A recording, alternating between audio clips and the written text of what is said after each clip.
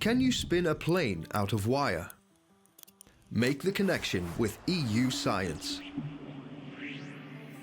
Aircraft are made from thousands of unique metal parts, which need to be forged in custom molds. Making these molds consumes a lot of energy and resources and can take 10 months to build and test. What if there was a better way? The EU-funded ASSALA project looked at 3D printing aircraft parts using titanium wire welded by a laser.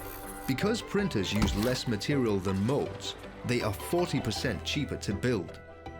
ASSALA improved the accuracy of the process by up to 81%, meaning fewer mistakes and faster delivery of new parts, boosting the EU's aerospace industry and helping to keep everyone on the move. Find out more, cordis.europa.eu, and follow us.